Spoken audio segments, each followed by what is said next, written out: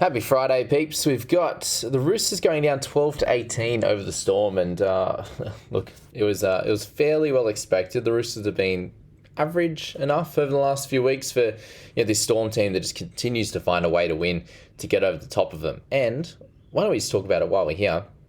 Terrell May not playing many minutes, and the couple of games that they've lost recently is to do with him not being on the park. And I'm going to go out on a limb and say that because last week he almost saved them the game with that beautiful slips catch that he had at the end when they put that grubber through to try and score on that last play.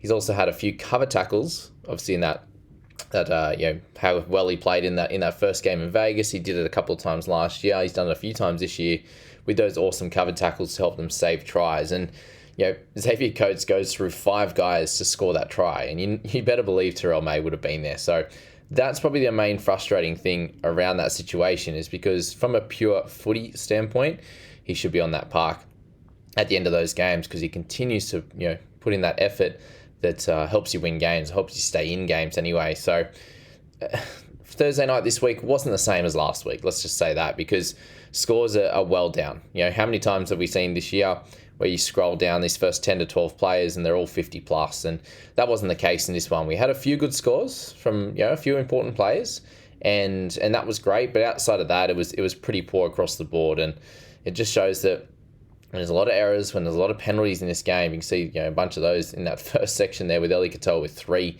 You had Crichton with a couple there, and then most of these players have anywhere between 1 to 2 errors there across the board. Obviously, going down to some of the guys with low scores, you're going to see sort of three errors there for Warbrick and the like there. So yeah, not great on this front, and most of us had a fair few players as well, so that was frustrating. But Jerome Hughes there was 76 in this one. He had that try, made 30 tackles as well, so much better on that side defensively compared to that of last week, that's for sure. But good run meters, good kick meters as well at 499. So anyone that grabbed him last week, they'll be very much happy with the bounce back week from both him and also Eli Katoa there, who got the 71. And a lot of people say, oh, well, he played terribly. How does he get 71? Well, you just accumulate stats and you get those points. But 40 tackles for him, 105 on the run meters. There's 50 in itself.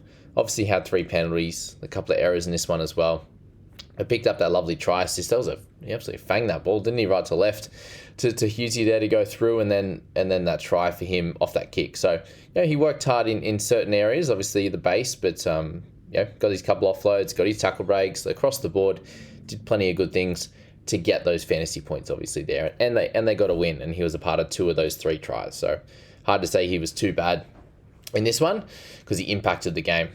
Shawnee Blore. So guys, just for those that didn't know yet, I did end up making the last sort of 20-minute change of getting Blore. I did decide to go Hutcho straight to Blore in this one. I just it came to my senses basically, and I finally got one of these right this week, this year, thank goodness, where I just came to my senses and went, well, Blore is a good chance of being a keeper. I personally was of the opinion that Joe Chan would come through the middle, and I have to listen to my own opinion, and it was correct this time, thank goodness, with the 56, and those that I was helping or guiding to pick him up as well. I'm hoping you did, because it was all in base this week, which is amazing there.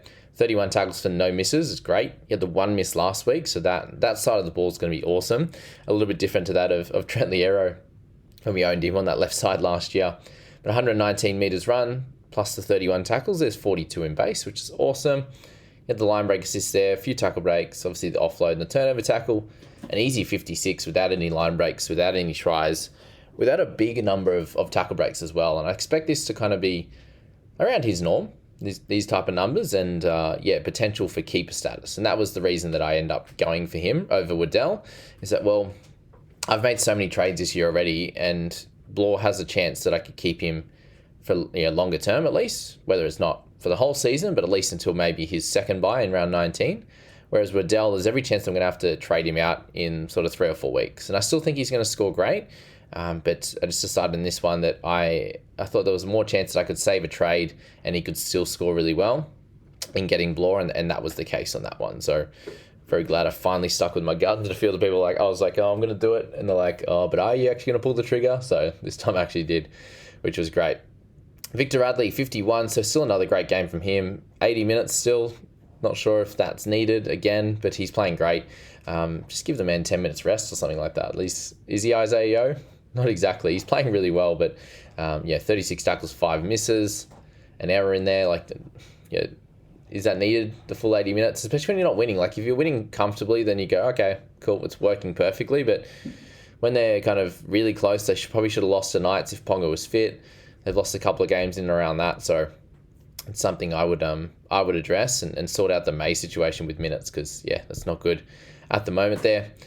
You got Meany there with 48, so a much better game from him. Obviously, base stat-wise was great. 142 on the run side, 19 on the tackle side. It was great. 3 goals, the 1 line break. So, yeah, still can't get a try, but he's doing awesome things to still average 39. And I do think that, he's someone that maybe it's a really solid pick through some type of period, whether it's, over the next few weeks, given that, there's a chance that he's going to start scoring some tries, he's going to regress to the mean on that front. And his dual position, after this 48, he's going to be, I think he holds pretty steady here, given he had a low one last week. So dual position of 570, he's someone of interest. He's not going to blow it out of the water, but if the Storm start to play a bit more expansive and kind of get that 30 to 40 points, he should be able to get a try or an assist and obviously plenty of goals on that front. Joey Manu at 47, so yeah, a good try in the end there. Tried to get a little bit acrobatic when he didn't actually need to, which was funny. But 21 tackles there for 3 misses, the 2 offloads, just accumulating across the board, which is nice for him. If you grabbed him this week, obviously at that 711 price, you really needed that. Try near the end there, because it was it was I think he had 30 odd run meters at halftime or close to it, so wasn't great on that front.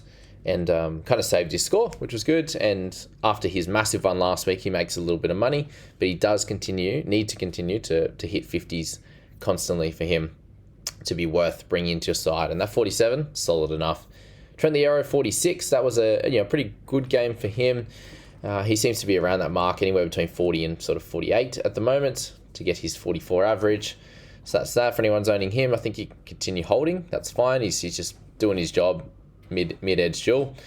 Kiri, 46, couple of try assists. Again, kind of, really being able to run the show super well when he's out there without Sam Walker. And we did see, a decent game from Connor Watson there as well. Again, Crichton there, 46. So, yeah, a bit of an average one overall for him. He had a couple of misses, an error, a couple of penalties as well. And tackle numbers were down, but they were down pretty well across the board. In this one there, you see, obviously, Liero, Bradley both getting 36. Like Eli Katoa had 40 on his side, which is great. But yeah, 30s from a bunch of the other edges. They seem to run at Hughes and Katoa a lot, just like the Dogs did last week, which made a lot of sense. And then you had Harry Grant with 46, Butcher 38. But we know the work that he can get through on those edges. So overall, not a crazy tackle numbers game, and that was shown by Crichton's 30 compared to sort of 40 of last week, which would get him up into the mid-50s without any attacking stats, which is exactly what you want there. Connor Watson, a few people asked me about him and were like, do I just get him as someone different? Look, it definitely worked this week, but my worry is when Sam Walker comes back and takes that spot. So that's a good chance of happening soon. And I think it'll be next week. He just had some further delayed concussion symptoms, and he should be fine next week. Harry Grant, this has been a bit of a sore point this year, hasn't it?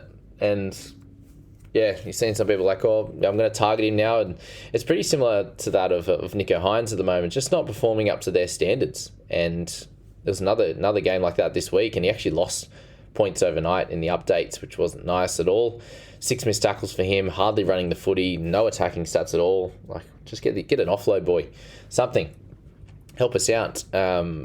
And then that kick at the end to Coates, and there was going to be no chance they were going to give him that try assist, were they? The way that if he can't get the Wishart one, he wasn't going to get that one for sure. But he definitely helped him get that assist, get that try. That's for sure. If he passed it to him, he kicked it to him. Either way, it's he doesn't get that try if he doesn't pass it to him. That's the thing.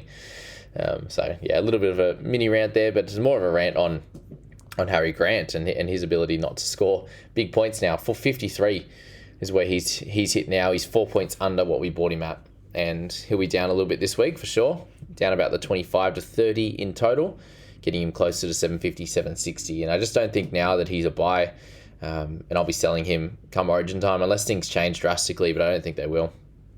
Swilly, 40, Coates 40, both decent weeks for them. Nafahu White getting, decent minutes there, 30, 39, very similar to that of Hargraves. And they even had, obviously Egan Butcher come on for Nat, and Nat played only the 54 in this one. So, gee, I'm glad I didn't end up selecting him a bunch of weeks ago. Just, it worked out well that his wife had their baby, and he didn't end up playing, because I was definitely tempted to grab him, and it's just been downhill from there. Like, almost played the full 80 last week, was good, but 54 minutes in this one, and it looks like that will continue going forward. Terrell May, thankfully, just kills it when he's on the park there with 34 and 31 minutes there with 4 tackle breaks and offload. 16 tackles there, 80 run meters. Obviously, a couple of negatives in missed tackles and an error, which is a little bit unlike him, but thankfully his PPM is so strong that it helped out.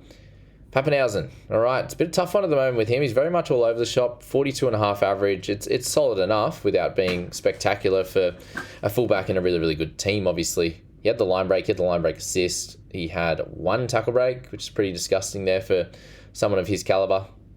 112 run meters, had the got out of in goal there, 5 kick defusals, just a little bit across the board without it, nothing standing out. Like you'd want, for someone like him, it needs to be 160 to 200 meters for sure, and getting your 4 or 5 tackle breaks and going from there, but that's just not happening at the moment. Munster with the sin bin, don't know what he was thinking in that moment, but he still came on and helped them win this match. Collins just continues to score low at the moment. He's still getting decent minutes, but maybe his injuries still hampering him a little bit. Tedesco 29, for anyone who held on to him, that's such a frustrating score because of the massive high break even. You had 0 last week because he didn't play, and then had a super low score the week before. So if you traded him, that's worked out well for you. Then you got Joe Chan, 29 there in 27 minutes, going on through the middle. I think that's a way better strategy for him too. With the picked up a line break, picked up 6 tackle breaks in that as well. Obviously missing some tackles in there, and had a penalty at an inside 10. But overall, that gets him some good money making. And if that can be his role going forward for the next little bit, then he's going to make some money and probably get closer to 360 to 390. I'd say probably closer to 70 to 800k made. Which would be lovely for anyone who held on to him. And I don't think you take the 29. He was at 34 before updates, but 29, I think you can beat that from the Salmons, the Hugheses, even Finafuaki has like a chance to score well above that as well. So I think that's the play there. One of those low ones we're speaking about, it's Brandon Smith with 24 in his 55 minutes there. So back to lower minutes, got a rest before halftime. And then 20 tackles for 4 misses there. A little bit of running, a little bit of kicking, but when things aren't going the Roosters' way or Brandon's way, then it becomes a low score, and that's the frustrating thing. Obviously, 65 into 24. Think of the same thing with Terrell. You go 71 into 34. We do have to worry a little bit about Terrell, but considering it's happened twice in the last 3 games, if you just went last week and this week, it's 105 points for a 52.5 average, which is great, but you got to obviously bring in the 20 from the week before into calculations as well. So he's definitely, at a minimum, gets another week because we've got all our dogs issues next week. Well, for me anyway. But he's someone that we do need to monitor going forward. I just don't think you can sell him next week. But if you do, that's fine too. But people will still buying him this week. Tedesco, there's definitely some worries around him for sure, as I was saying there. What do you do with him? I think he's still a hold. He's going to be a fair bit cheaper now, and that it gets a little bit easier for them. Obviously Storm was a very, very tough opponent, and this game was very stop-start, so it didn't allow him to get into his game. So if you expect him to bounce back, then he should.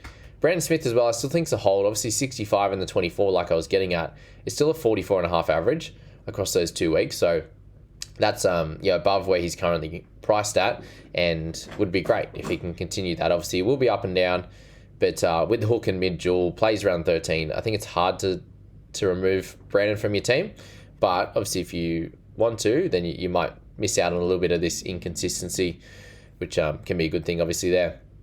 Hargraves 19 with Dr. Clay, Remus Smith 16. That's probably it from the fantasy side. Awesome. Let's quickly get to the Supercoach side of things, and as you can tell here, the scores are so low, and that's been reflected across both games there with Radley and Manu, the top scorers of 57. I'm expecting a little bit of updates, which would be nice. I own Hughes and Katoa in my team. This one's in the head-to-head squad, and and both of them, like, he used to pick up that try assist for the kick, so I'm not sure if that might get taken away, but he didn't get given a line break for that try that he scored, which it was a kick, but they all were back in a line, and he just went straight through it.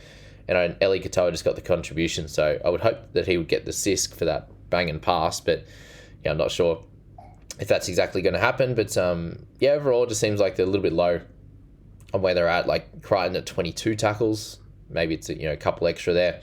Similar across the board, their tackle numbers were pretty low, apart from Grant's at 39. So yeah, I wonder if that will change much. But scores in there, obviously Crichton 49. I moved heaven and earth to get him this week, and that's a little bit frustrating. Hopefully, yeah, for my team's sake in Supercoach, that Taylor May doesn't go nuts after selling him. And then yeah, Terrell with 33. So not ideal on that. Brandon Smith 24. Nothing crazy. Tedesco 39. If you held him through that, then that's super frustrating as well. And then for the Storm, yeah, Hughes and Katoa having good scores, along with Bloor. If you decide to select him over Crichton, or you've got both, he played really well. And then yeah, Meany's probably the big one at 60, and Pappenhausen 51. So solid for Meany. You're happy with the 60-ish against some easier teams like the next couple of weeks. You want that to be much higher. Pappenhausen 51, definitely not ideal. And he's a worry, especially when you've got Pongers and Turbos rolling around. This last few weeks has been super disappointing for anyone who grabbed him. And what do you do with that? It's a hold, or you can roulette it with the fullback. But again, we're using so many trades at the moment. And then Harry Grant, the 48, he got given that contribution in the end for that little kick, and Hughes got the try assist. So I'm not sure how that's going to play out, and hopefully for owners of Grant that does increase to a try assist. But not sure if that will be the case. And then Joe Chan, he makes us some money. That was his third game, which was great. And then Cam Munster with 35. So yeah, not super ideal for that whole game last night. Hopefully the next couple, the Dragons, Warriors, Eels, Dolphins, for those that have plays in them, it ends up being a much higher scoring game, and obviously a bit more fun on the fantasy and Supercoach side. But yeah, hope you guys enjoy your Fridays, and we'll catch you tomorrow for the update on those two games.